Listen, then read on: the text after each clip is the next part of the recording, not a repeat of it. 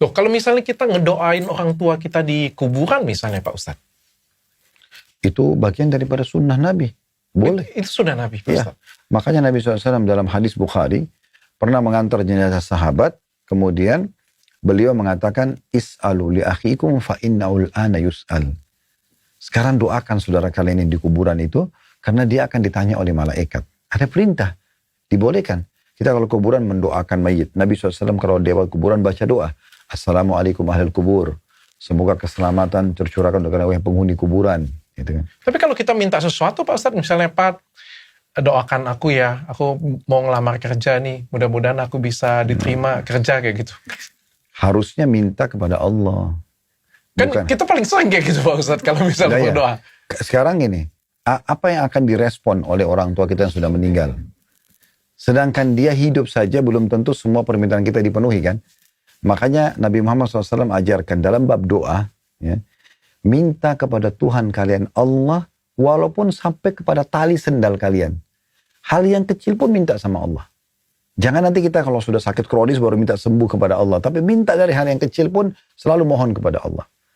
Jadi kalau orang yang masih hidup gak ada masalah. Orang tua kita tolong doain, tolong bantu, kasih ide, oke. Tapi kalau sudah meninggal, Imam Nawawi rahimahullah, seorang ulama mengatakan begini. Saya heran dengan orang yang minta di kuburan, yang dia kultuskan. Sementara yang dalam kuburan itu adalah manusia seperti itu, tapi sudah jadi tulang belulang. Apa yang akan diberikan oleh tulang belulang itu kepada dia? Gitu kan?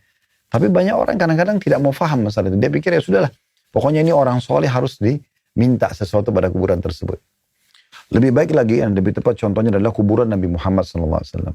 Nah, semua nabi-nabi dok itu dikubur di tempat mereka meninggal. Nah, kenapa Nabi Muhammad SAW ada kuburannya di dalam rumahnya Aisyah di Madinah? Nanti kalau dokter insya Allah ke Madinah satu waktu, di masjid Nabi itu ada rumah Nabi. Nah, itu rumahnya istri beliau namanya Aisyah. Beliau meninggal dikubur di situ. Kenapa dikubur? Karena memang semua nabi-nabi dikubur di tempat mereka meninggal. Itu dulu. Dan setelah Nabi Muhammad SAW meninggal, ini kuburan beliau, ini ranjangnya Aisyah, istrinya. Dan Aisyah ini masih hidup kurang lebih dari 30 tahun setelah Nabi Muhammad SAW meninggal.